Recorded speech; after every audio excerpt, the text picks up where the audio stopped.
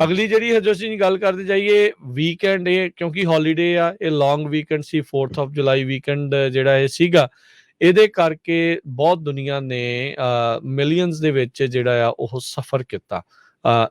ਪੰਜਾਬੀ ਵਾਲਾ ਜਿਹੜਾ ਸਫ਼ਰ ਕੀਤਾ ਤੇ ਕਈਆਂ ਨੇ ਇੰਗਲਿਸ਼ ਵਾਲਾ ਸਫ਼ਰ ਕਰ ਲਿਆ। ਰੀਜ਼ਨ ਉਹਦੇ ਵਿੱਚ ਇਹ ਵੀ ਬਹੁਤ ਸਾਰੀਆਂ ਜਿਹੜੀਆਂ ਫਲਾਈਟਸ ਆ ਉਹ ਕੈਂਸਲ ਵੀ ਹੋਈਆਂ।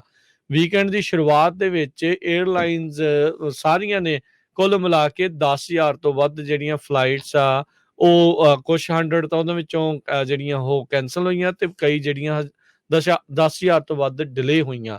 ਅੱਜ ਜੇ ਕਹਿੰਦੇ ਵੀ ਬਾਏ ਮਿਡ ਡੇ ਮੰਡੇ, ਜਦੋਂ ਹੁਣ ਆਪਾਂ ਤੁਹਾਡੇ ਨਾਲ 4th ਆਫ ਜੁਲਾਈ ਦੇ ਉੱਤੇ ਗੱਲ ਕਰ ਰਹੇ ਹਾਂ, ਤਾਂ 1,000 ਤੋਂ ਵੱਧ ਫਲਾਈਟਾਂ ਜਿਹੜੀਆਂ ਡਿਲੇ ਦੇ ਵਿੱਚ ਚੱਲ ਰਹੀਆਂ ਨੇ। ਅੱਜ ਇੱਦਾਂ ਆ ਕਿਉਂਕਿ ਲਾਸਟ ਦਿਨ ਹੈਗਾ ਆ ਛੁੱਟੀ ਦਾ, ਵੀਕਐਂਡ ਦਾ, ਜਿਹੜਾ ਲੌਂਗ ਵੀਕਐਂਡ ਦਾ।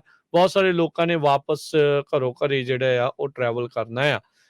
US ਏਅਰਲਾਈਨ ਦੀਆਂ ਜਿਹੜੀਆਂ ਫਲਾਈਟਸ ਤਾਂ 5 ਚੋਂ 1 ਫਲਾਈਟ 19,000 ਤੋਂ ਵੱਧ ਕੱਲੇ ਵੀਰਵਾਰ ਨੂੰ ਕਹਿੰਦੇ ਆ, ਵੀਰਵਾਰ ਤੋਂ ਤੇ ਐਤਵਾਰ ਦੇ ਦਰਮਿਆਨ ਜਿਹੜੇ ਆ ਉਹ ਡਿਲੇ ਹੋਈਆਂ ਸੀਗੀਆਂ।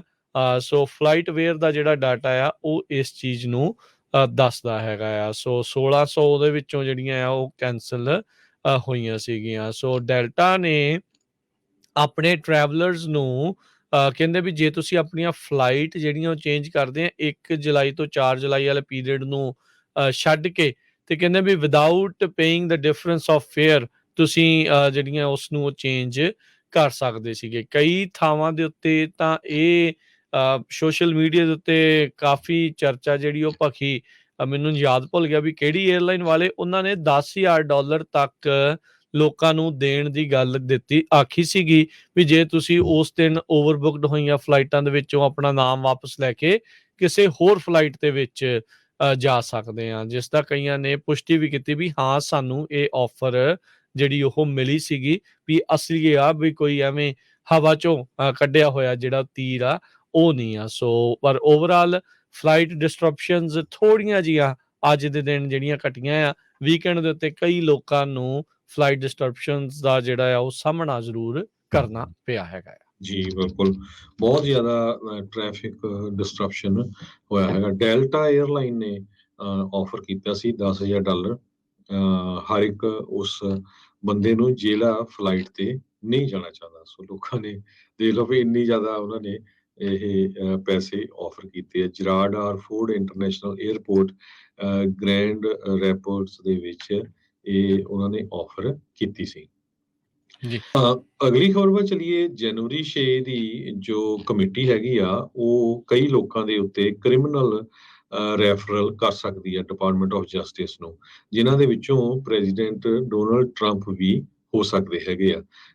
ਉਧਰਲੇ ਪਾਸੇ ਪ੍ਰੈਜ਼ੀਡੈਂਟ ਡੋਨਲਡ ਟਰੰਪ ਨੇ ਇਹ ਕਿਹਾ ਆ ਵੀ ਜੇ ਮੈਂ ਪ੍ਰੈਜ਼ੀਡੈਂਟ ਹੁੰਦਾ ਤੇ ਨਾ ਤਾਂ ਯੂਕਰੇਨ ਦੇ ਵਿੱਚ ਲੜਾਈ ਲੱਗਣੀ ਸੀ, ਨਾ ਹੀ ਇਨਫਲੇਸ਼ਨ ਵਧਣੀ ਸੀਗੀ।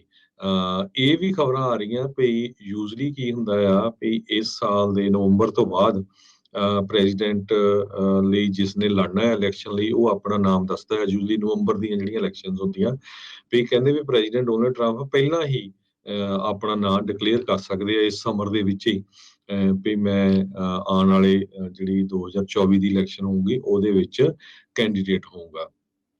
ਪਰ ਜਿਹੜੇ ਨਵੇਂ ਪੋਲਿੰਗ ਫਿਗਰਸ ਆਏ ਆ ਉਹਨਾਂ ਦੇ ਵਿੱਚੋਂ ਉਹ ਲੋਕ ਜੋ ਆ ਉਹ ਇਹ ਕਹਿ ਰਹੇ ਵੀ ਅਸੀਂ ਦੋਨਾਂ ਹੀ ਕੈਂਡੀਡੇਟਸ ਨੂੰ ਮੈਜੋਰਿਟੀ ਦੇ ਵਿੱਚ ਨਹੀਂ ਪਸੰਦ ਕਰਦੇ, ਨਾ ਹੀ ਪ੍ਰੈਜ਼ੀਡੈਂਟ ਜੋ ਬਾਈਡਨ ਹੋਣਾ ਨੂੰ ਤੇ ਨਾ ਹੀ ਪ੍ਰੈਜ਼ੀਡੈਂਟ ਡੋਨਲਡ ਟਰੰਪ ਹੋਣਾ ਨੂੰ।